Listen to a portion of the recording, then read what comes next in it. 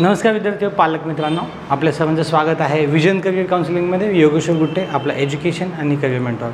तर MST CETवरनं जी काही महाराष्ट्रामध्ये इंजिनिअरिंगची प्रोसेस होते, तर ही इंजिनिअरिंगची ॲडमिशन प्रोसेस नेमकी कशा प्रकारची असते, त्यामध्ये कुठल्या कुठल्या स्टेप्स असतात.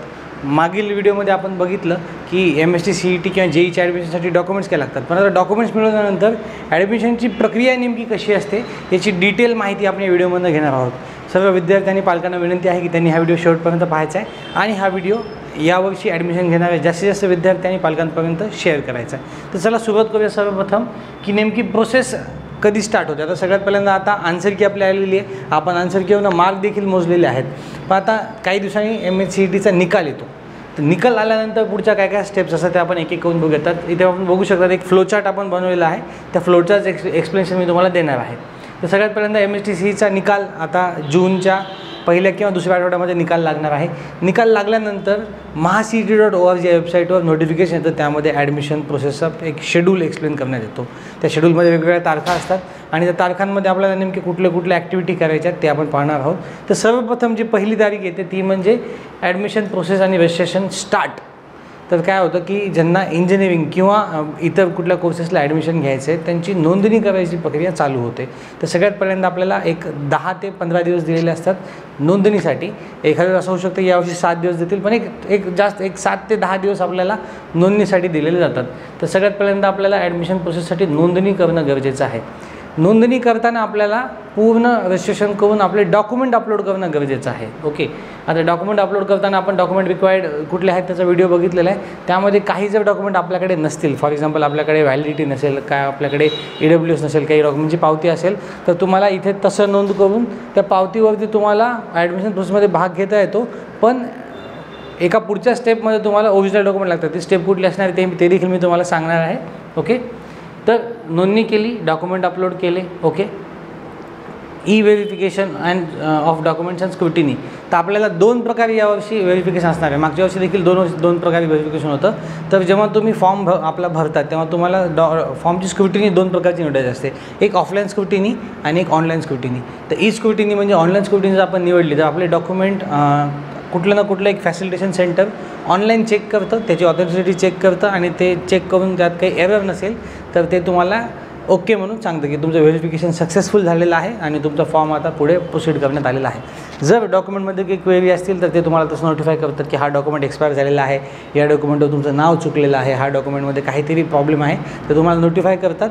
तर ते आपण हे स्वतः लॉग इन करून पाहावं लागत असतं आणि नोटिफाय केल्याच्यानंतर तुम्ही ती दुरुस्ती ऑनलाईनच करायची असते. ओके, दुसरं, जेव्हा आपण फिजिकल स्क्रुटिनी निवडतो, फिजिकल स्क्रुटिनीमध्ये तुम्हाला महाराष्ट्रातल्या पूर्ण FC सेंटरची यादी दिलेली असते. तुमच्या जवळच्या कुठल्याही सेंटरला जाऊन तुम्ही जो फॉर्म भरलेला आहे त्यामध्ये जे डॉक्युमेंट तुम्ही अपलोड केलेलं आहे त्याच सिक्वेन्समध्ये ओरिजिनल डॉक्युमेंट तुम्हाला घेऊन तिथे FC व्हेरिफिकेशन ऑफिसरला दाखवायचे असतात आणि ते दाखवून तुमचं व्हेरिफिकेशन कंप्लीट करून घ्यायचं असतं. एकदा व्हेरिफिकेशन झालं म्हणजे तुम्ही जी माहिती फॉर्ममध्ये भरली होती ती अचूक आहे, ती योग्य आहे याचं व्हेरिफिकेशन केलं जातं आणि तुम्हाला पुढच्या प्रोसेससाठी तुमचा फॉर्म पुढे पाठवला जातो. ओके, आता व्हेरिफिकेशनमध्ये जर काही असं असेल की आपण रजिस्ट्रेशन करतानापासून आतापर्यंत काही डॉक्युमेंट नव्हतं, पण आपल्याकडे परत डॉक्युमेंट आला किंवा आपल्याला माहीत नव्हतं आपण या कॅटेगरीमध्ये किंवा हा क्लेम घेऊ शकतो, आपण आपल्याला नंतर लक्षात आलं आपण तो क्लेम घेऊ शकतो, तर त्यानंतर आपल्याला एक करेक्शन आणि क्वेरी सॉल्विंगची विंडो मिळते. त्यामध्ये जर आपल्याला फॉर्ममध्ये करेक्शन करायचं, बऱ्याच विद्यार्थ्यांचं गडबडीमध्ये जेंडर चुकतं, काहीतरी छोटी मोठी मिस्टेक होते, तर ती मिस्टेक जर तुम्हाला करेक्ट करायची असेल, त्यामध्ये कॅटेगरी असेल, जेंडर असेल, कुठला एक स्पेशल रिझर्वेशनचा क्लेम असेल, तो तुम्हाला माहिती आपण त्या क्लेमला आपण पात्र आहोत, पण आपण चुकून जर घेतला नसेल तर तिथे ती करेक्शन विंडो होते. त्यानंतर लागते ती महाराष्ट्राची provisional merit list. Provisional merit list म्हणजे जे काही विद्यार्थी यावर्षी इंजिनिअरिंगच्या ॲडमिशन प्रोसेससाठी नोंदणी करणार आहेत त्या पूर्ण मुलांची मेरिट वाईज 1 नंबरपासून ते शेवटच्या नंबरपर्यंत यादी येते. मागच्या वर्षी प्रोव्हिजनल मेरिट लिस्ट आपली 1,44,000 होती, म्हणजे इतक्या विद्यार्थ्यांनी इंजिनिअरिंगमध्ये इंटरेस्ट दाखवला होता. यावर्षीची यादी नंबर ऑफ स्टुडंट जास्त असल्यामुळे मोठीच असणार आहे, पण एक प्रोव्हिजनल मेरिट लिस्ट येते. ओके, त्यामध्येच ॲक्च्युली आपल्याला करेक्शन आणि क्वेरी करायची असते. प्रोव्हिजनल मेरिट लिस्टमध्ये जर काही आपल्याला डाऊट्स असेल तर आपण ते पटकन क्वेरी टाकून सॉल्व करू शकतो. फायनल मेरिट लिस्ट एकदा आली की त्यानंतर आपल्याला आपले करेक्शन्स तेवढे करता येत नाही. ओके, त्यानंतर पुढचा टप्पा म्हणजे फायनल मेरिट लिस्ट आहे आणि इथे एक महत्त्वाचा रँक येतो तो म्हणजे state merit list number. Okay, state merit list number. Okay, SML म्हणजे काय स्टेट मेरिट लिस्ट नंबर. हा नंबर का महत्त्वाचा असतो, तर या नंबरच्या रँकवरूनच आपल्याला कट ऑफ बघणं सोपं जातं.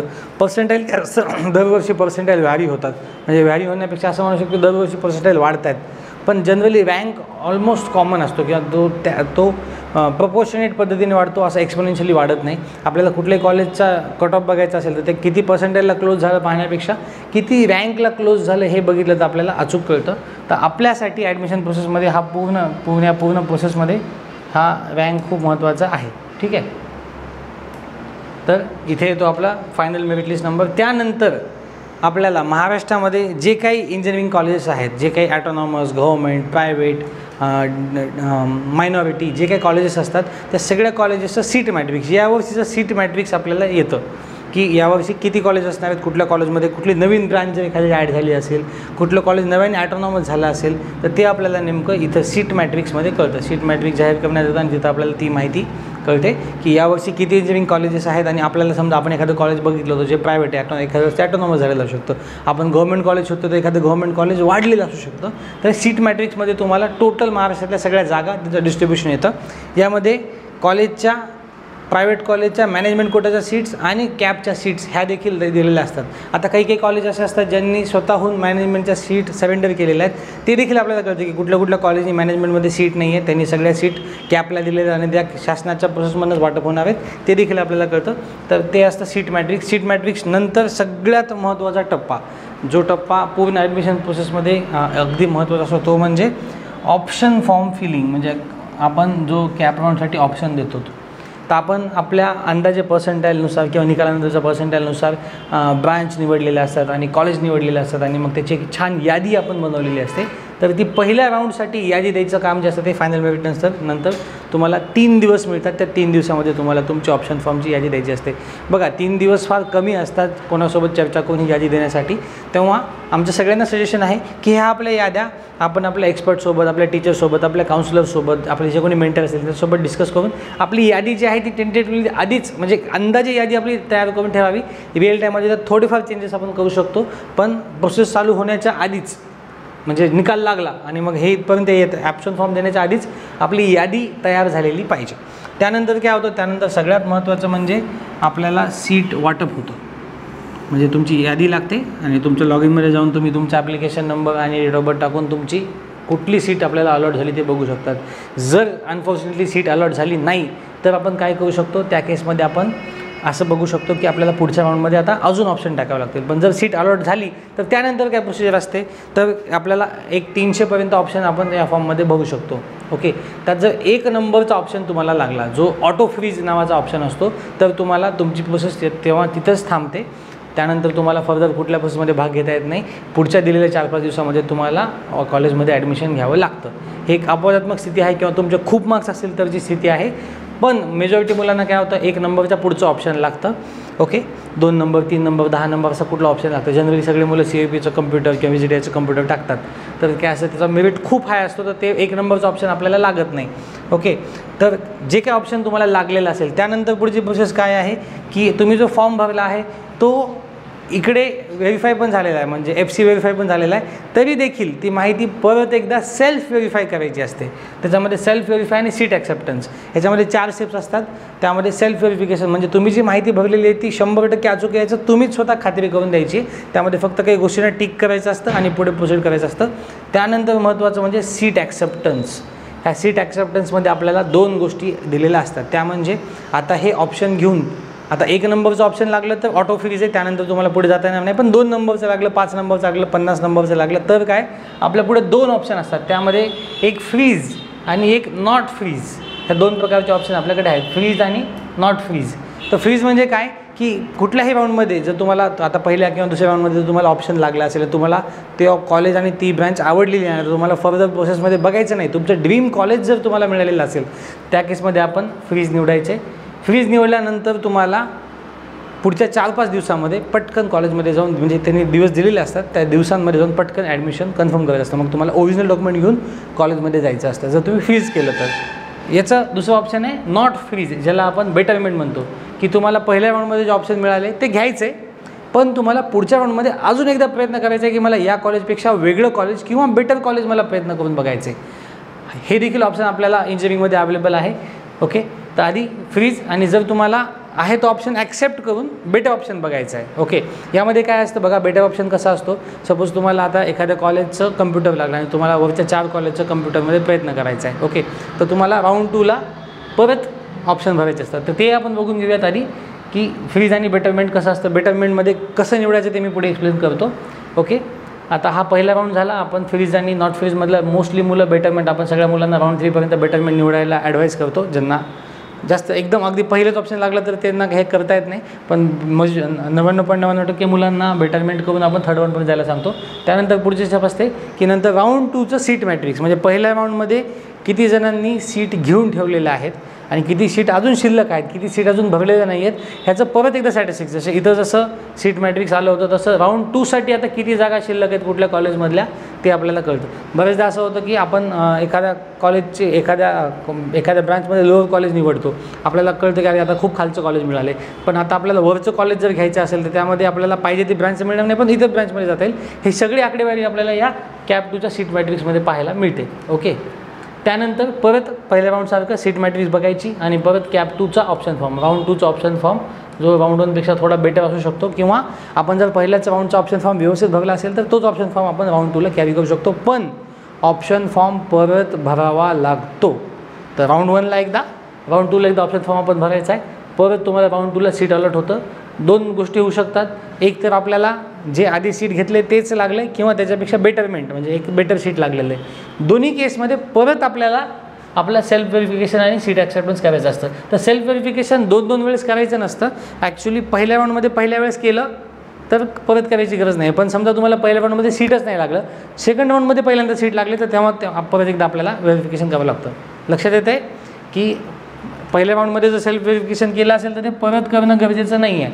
पण जर पहिल्यांदा सेकंड राऊंडमध्ये सीट लागलं, पहिल्या राऊंडमध्ये सीटच नाही लागलं तर तेव्हा तुम्हाला सेल्फ व्हेरिफिकेशन करून घ्यावं लागेल आणि परत सीट ॲक्सेप्टन्स. आता राऊंड 2मध्ये तुम्हाला सीट लागलं. आता जर तुम्हाला तुमच्या मनासारखं सीट लागलं असेल तर तुम्ही फ्रीज करू शकतात आणि जर तुम्हाला अजून पुढे जायची इच्छा असेल तर तुम्ही नॉट फ्रीज करून बेटरमेंट करून थर्ड राऊंडला जाऊ शकतात. परत थर्ड राऊंडला काय होणार, थर्ड राऊंडचं सीट मॅट्रिक्स येणार. थर्ड राऊंडमध्ये किती जागा शिल्लक आहेत कुठल्या कुठल्या कॉलेजच्या ते आपण बघू शकतो. त्यानंतर परत आपला ऑप्शन फॉर्म आहे तसा किंवा एडिट करून आपण ऑप्शन फॉर्म बघू शकतो. ओके, बेटरमेंट झालं, थर्ड राऊंडचं आपण सीट मॅट्रिक्स बघितलं आणि थर्ड राऊंडचा ऑप्शन फॉर्म बघला, त्यानंतर सीट अलॉटमेंट होते. पण आता ही सीट अलॉटमेंट झाल्यानंतर ही सीट अलॉटमेंट फायनल असते. या सीट अलॉटमेंटनंतर जर तुम्हाला पहिल्यांदा सीट लागलं असेल तर तुम्हाला सेल्फ व्हेरिफिकेशन करायचं आहे. जर याच्या आधी सीट लागलं असेल तर सेल्फ व्हेरिफिकेशन नसतं आणि सीट ॲक्सेप्टन्स याच्यामध्ये डिफॉल्ट सीट ॲक्सेप्टन्स फ्रीज असतं. तुम्ही लॉगिनमध्ये जाऊन फ्रीज करणं गरजेचं नाही आहे. केलं तरी चालतं, नाही केलं तरी चालतं, पण या राऊंडनंतर तुम्हाला पुढच्या काही दिवसांमध्ये कॉलेजमध्ये 3 ते 4 दिवसामध्ये जॉईन करणं गरजेचं. म्हणजे तुम्ही राऊंड 1पासनं आता इथे बघा आपल्याला राऊंड 1मध्ये सीट लागलं, आपण बेटरमेंट केलं, राऊंड 2मध्ये लागलं बेटरमेंट केलं, राऊंड 3मध्ये लागलं, तर त्यानंतर तुम्हाला ॲक्च्युली या स्टेपनंतर तुम्हाला कॉलेजमध्ये ॲडमिशनसाठी जावं लागतं. या पूर्ण प्रोसेसमध्ये तुम्हाला बाकी सगळी प्रोसेस आपण ऑनलाईन करू शकतो. फक्त व्हेरिफिकेशनला एकदा आपल्याला FC सेंटरला जावं लागू शकतं, ते पण ऑफलाईन व्हेरिफिकेशनसाठी. ऑनलाईन व्हेरिफिकेशन केलं तर आपण पूर्ण प्रोसेस घरी बसून करू शकतो. पण थर्ड राऊंडनंतर तुम्हाला या राऊंडनंतर कॉलेजमध्ये ॲडमिशनसाठी जावं लागतं. तिथे तुम्हाला आपले ओरिजिनल डॉक्युमेंट घेऊन जायचे आहेत आणि ते डॉक्युमेंट सबमिट करून तुम्हाला तुमचं ॲडमिशन प्रोसेस कंप्लीट करून घ्यायचं आहे. यानंतर इथे बघा फ्रीज ऑप्शन असतो डायरेक्ट, म्हणजे आता थर्ड राऊंडनंतर तुमचं ऑप्शन आयडियली फ्रीज होतं. यानंतर पुढचे काही राऊंड्स नसतात ऑनलाईनमध्ये कॅपमध्ये, तर तिथे तुम्ही फ्रीज करून त्या कॉलेजमध्ये ॲडमिशन करू शकतात. ओके, त्यानंतर पुढचा शेड्यूल काय असतो ते प्रोसेस झाल्यानंतर पुढचे 7 दिवस एक इन्स्टिट्यूट लेवल राऊंड आपला म्हणजे सगळीकडे कमी होतो. की थर्ड राऊंड केल्यानंतर पण काही जण असे आहेत की ज्यांनी इथलं ॲडमिशन सोडून NITला गेलेले आहेत, IITला गेलेले आहेत, IIITला गेलेले आहेत, किंवा कुठल्या तरी प्रायव्हेट किंवा त्यांच्या मनाच्या आवडीच्या कॉलेजमध्ये ते गेलेले आहेत, किंवा काही जणांनी ड्रॉप घ्यायचं ठरवलं आहे. असं काही असेल तर त्यांना तिथलं ॲडमिशन काढल्यामुळे काही जागा शिल्लक राहतात. तर त्या जागा ज्या असतात त्या इन्स्टिट्यूट लेवल ॲडमिशनचे जे आपण म्हणतो इन्स्टिट्यूट लेवल ॲडमिशन, तिथं त्या जागा जातात. थोडंसं मी वरच्या साईडला घेऊन तुम्हाला दाखवायचा प्रयत्न करतो.